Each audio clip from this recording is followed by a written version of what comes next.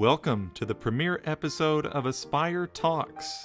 In honor of Dyslexia Awareness Month, Kathryn Wage presents Demystifying Dyslexia, a seminar explaining the ins and outs of dyslexia and how parents can play an active role in improving their child's reading skills. Hello, I'm Kathryn Wage, and I'm the director and a speech pathologist at the Center for Communication Skills in Fresno. Our topic today is demystifying dyslexia. I want to start by taking you on a little journey and looking through some notes about the history of dyslexia because it has an interesting beginning. Dyslexia was first called word blindness in 1878 in Germany. And this was as a result of studying adults who had neurological impairments and reading impairments that went with it. In 1887, dyslexia, again in Germany, was coined by an ophthalmologist, and I think it's important that the term came from an ophthalmologist because we were really thinking of it as word blindness, and that makes sense. In 1896, dyslexia was identified in children in England. In the 20th century, Dr. Samuel Orton was studying neurology of the brain, again in injured adults, but he came across a young girl who demonstrated many of the same symptoms with regard to reading. He began developing his theory of brain hemispheric dominance and dyslexia in 1939, saying that many of the people who had word blindness or dyslexia had either the right hemisphere dominance or had mixed dominance. About the middle of the 20th century, educational and psychological research started looking at dyslexia to try to understand the specific difficulties that children were having in literacy development. Children with learning problems moved from under the care of a physician at that point to under the care of educators and psychologists, which was an important shift because it brought dyslexia and reading problems into the school system. Here we are in the 21st century, and we have a new model of dyslexia that's not just about the brain and not just about genetics and not just about other perceptual or cognitive difficulties. It really integrates all of these factors into a working model where some factors might be dominant, 2 or 3 factors might be working together, and the manifestation of dyslexia looks a little different from person to person, and the interventions become a little different from person to person. We can do this now because of a lot of brain imaging models that have appeared over the last 10 years, and they've allowed us to look at the brain as it's activated during the reading process. And you can see from this slide that a typical brain has 3 areas of activation during reading. One has to do with word analysis, and another one in a timing area of the brain also has to do with word analysis. And then finally, the word form is recognized in the back of the brain in a typical reader. What's also true, and you don't see on this slide, is that there are a lot of fibers connecting those 3 areas of the brain that are working at lightning speeds to create a brain that can read. In the dyslexic population, most often when you do a brain image, only one part of the brain is highly active, and it tends to be in the frontal area. And this area was meant to do part of the job for reading, but not all of the job. And hence you have struggling readers because those neurofibers are not connecting to other parts that should be active in the reading process.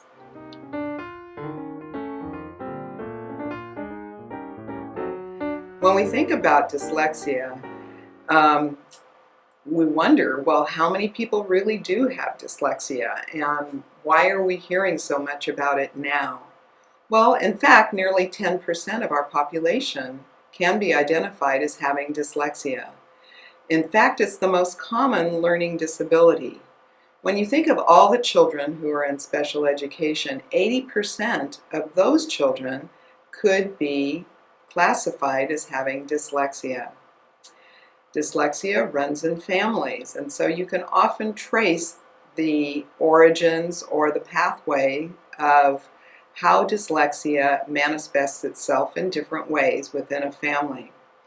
And you probably know by now that there are many brilliant and successful people who have dyslexia and have recently come forth identifying themselves as dyslexic. Along the way of dealing with dyslexia and the term dyslexia, a lot of myths have been perpetuated. One myth was that it's a boy thing. More boys are supposed to have dyslexia than girls. And in fact, that's not the case.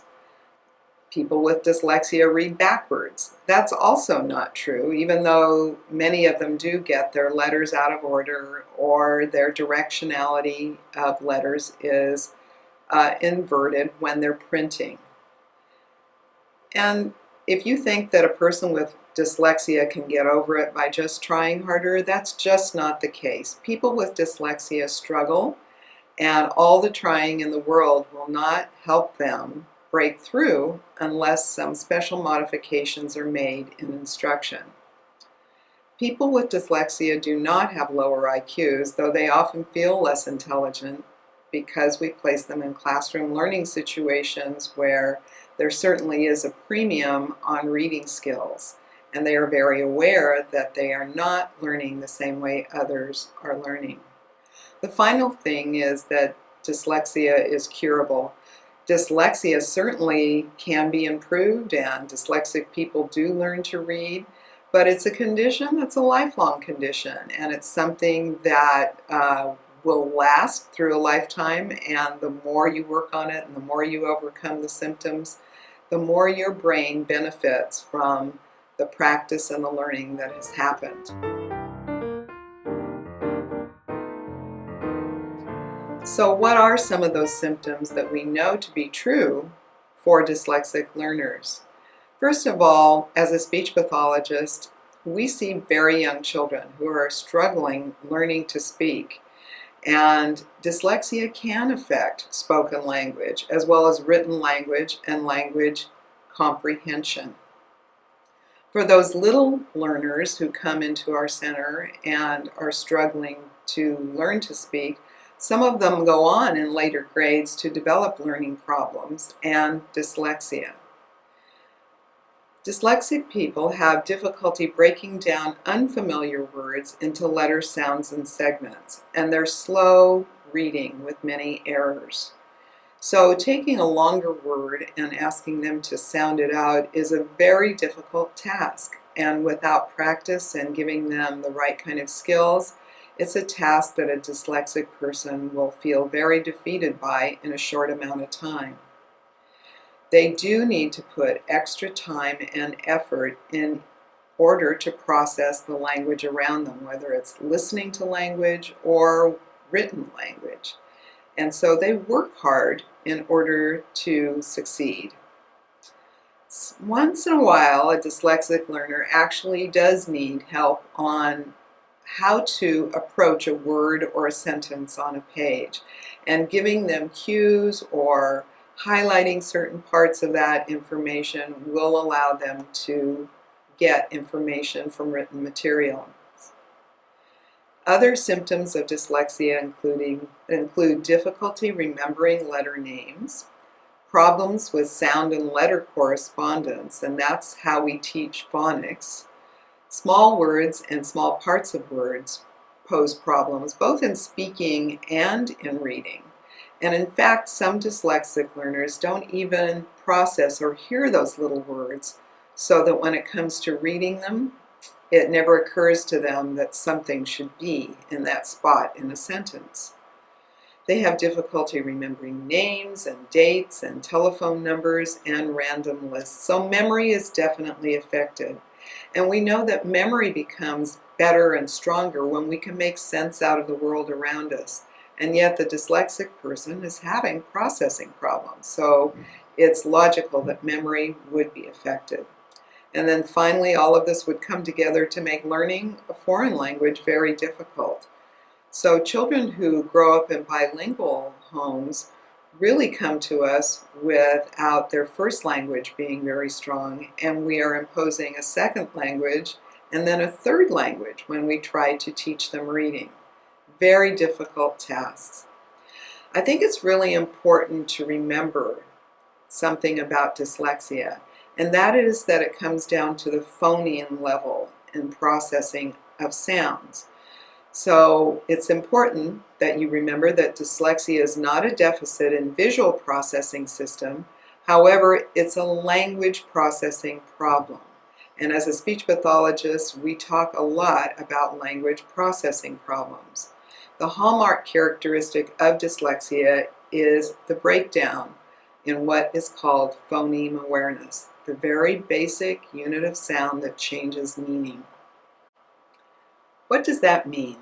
From an early age, the brain does not take in the sounds of language with enough fidelity to make clear sound prints in the brain. If you think of your brain as sort of having a sound mixing system where certain sounds are amplified and other sounds are toned down, and the environment the sound is in gets processed, and there's a lot of rhythm and melody that comes in as you listen to speech. If something is wrong with your mixing system, that affects how your brain processes that sound, and you get a distortion in the signal. So that distortion makes prints that are often unreliable or are not accurate for the sounds in language.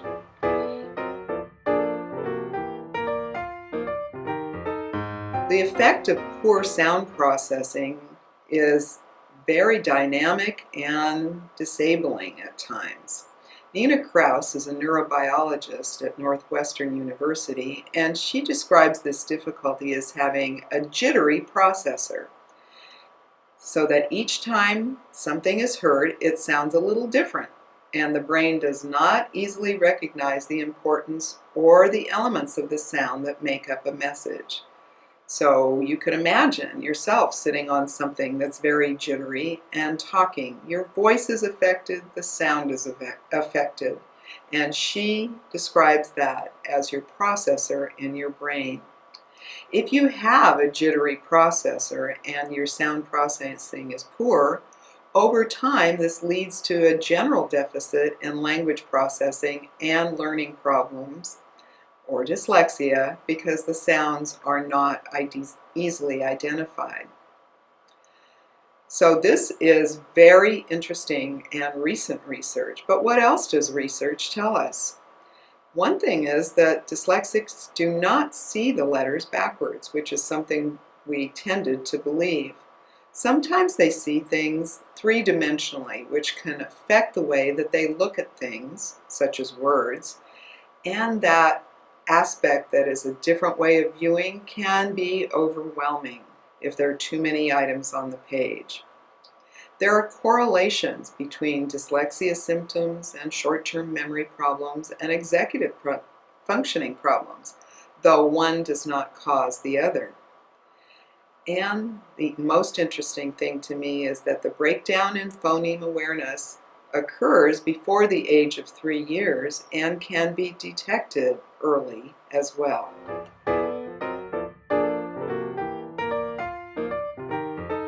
So how do we improve reading in dyslexic learners? You need to know that there are proven and effective evidence-based methods for improving reading skills in dyslexic learners. So what makes a good program? All programs should include phonemic awareness, simultaneous multisensory instruction, direct instruction with diagnostic teaching, explicit, systematic, and cumulative teaching and programs, and intensive instruction. If we look at phonemic awareness, and synthesis analysis, that means that you're learning the whole to part construction and the part to whole construction for all the concepts you're teaching. Synthesis and analysis occurs at the sound level, at the word level, phrase, and sentence levels. Simultaneous multisensory instruction means using visual, auditory, kinesthetic, tactile modalities to teach reading all at the same time. When you're teaching through all the sensory modalities, it helps solidify the learning and the memory for that learning so that it can be retrieved at later times. Direct instruction and diagnostic teaching has to do with explaining, demonstrating, and interacting with the student so that it does not become a lecture presentation on how to read. Not taking any concept for granted in the student-teacher interactions is very important because you want to go back and recheck to make sure diagnostically that the student has learned. Checking for understanding with many diagnostic probes and reteaching when the concept isn't mastered is very important. Explicit, systematic, and cumulative methods help build skill by skill the way to learn reading and decoding. Each step in the teaching learning process is clear to both the student and the teacher, and they're presented in a manner before each lesson is learned. The steps build skills in an incremental manner and lead to larger concepts of skills. Intensive instruction is important because dyslexic readers need more instruction more often. Reading instruction should be on a daily basis at the same intensity level.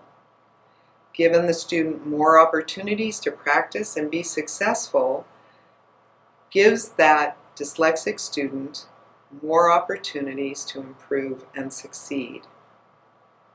Additional elements to think about that come in later in instruction are building fluency, comprehension skills at higher levels, and oral expression and comprehension and listening. There are many published programs that are approved by the International Dyslexia Association, and these three are some that are fairly common in our area. The Wilson Reading Program, Lindemood Bell Program, and Barton Reading Program that we use here at the Center for Communication Skills. Where does multisensory learning education occur? It can occur in a one-to-one tutoring session, or in small groups, or in a large classroom for those programs that are designed to be classroom-based.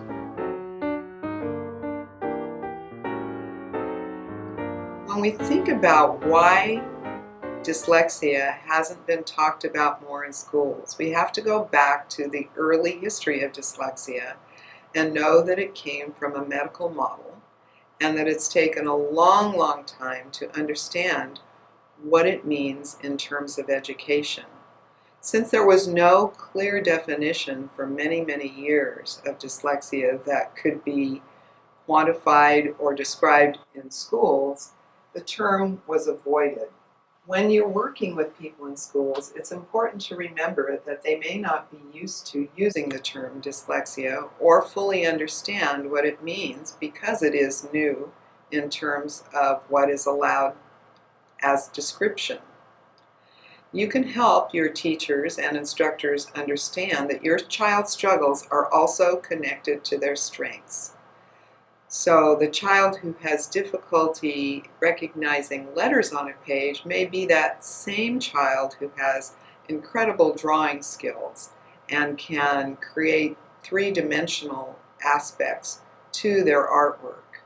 The child who has difficulty with reading with expression may be an excellent decoder of rhythmic variability and be wonderful in the school band. Understanding and building on those strengths that your child has is the key to building success for your child.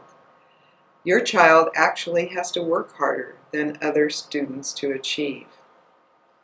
One more thing about the term dyslexia is that the U.S. Department of Education is actually now encouraging schools to use the terms dyslexia, dysgraphia, and dyscalculia in the IEPs. And this is very recent, as of October 2015.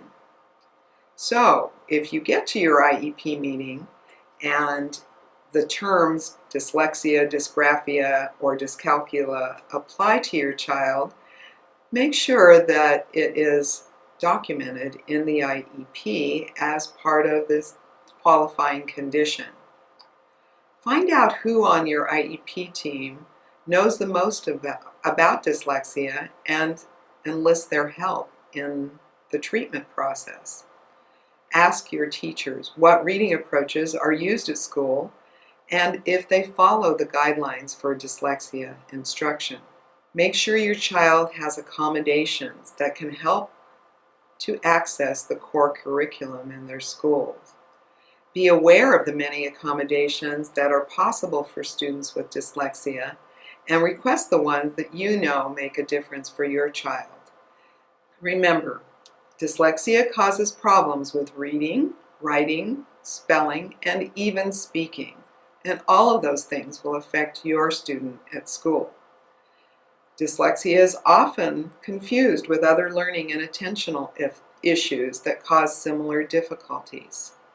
And it shares characteristics with dysgraphia, but they are not the same thing. So if your child is having difficulty writing, be sure that you ask for an occupational therapy consultation to make sure that it's not a motor planning issue rather than dyslexia affecting writing.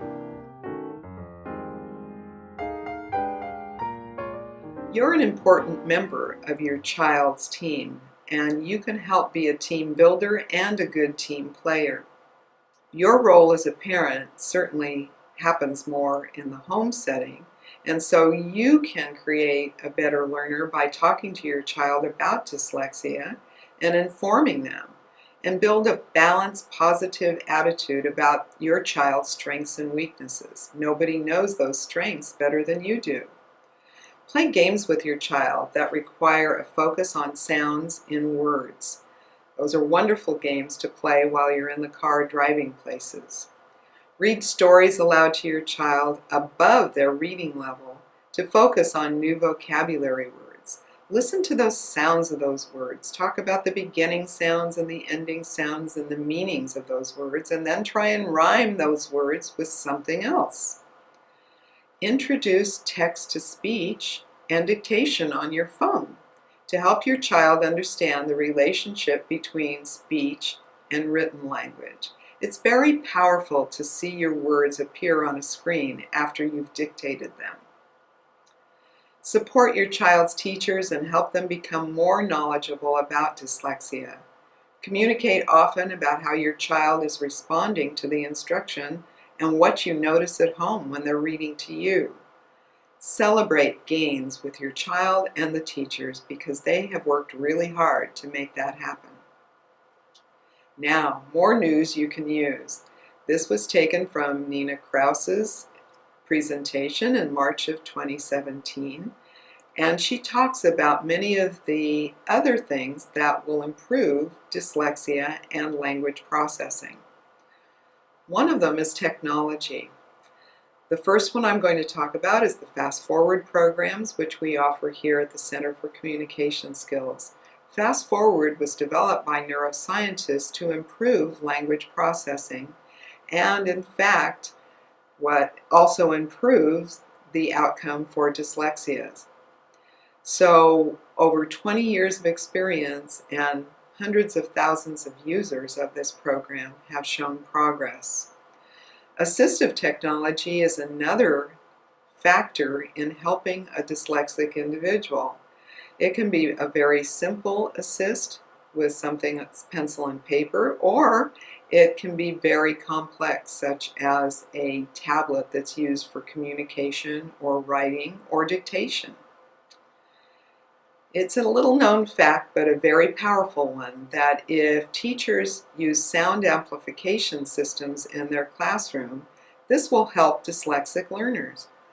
But it also helps every other child in the classroom. And maybe that's something that you can help your school think about for your child's teacher. And there's more.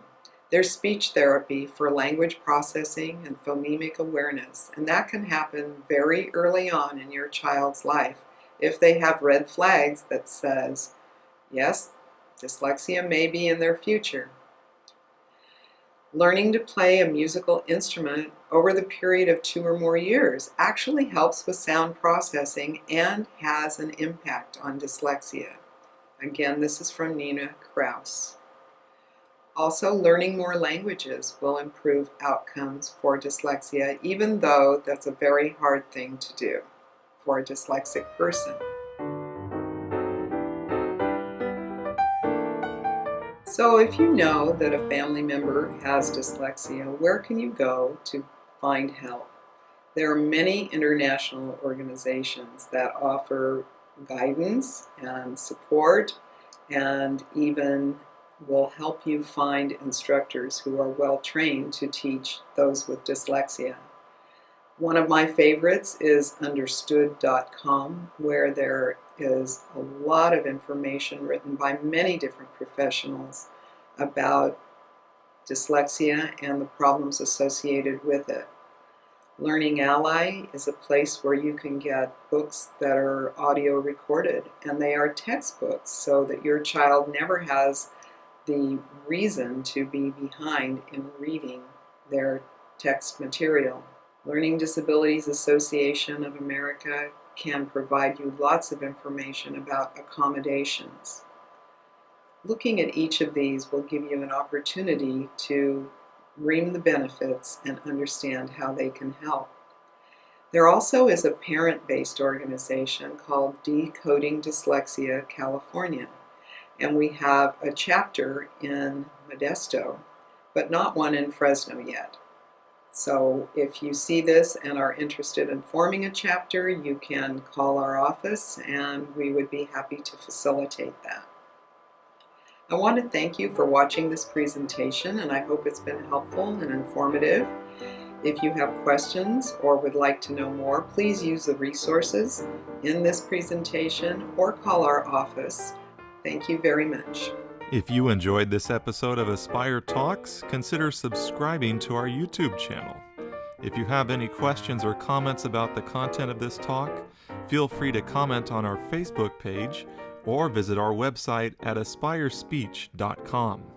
Thank you for watching.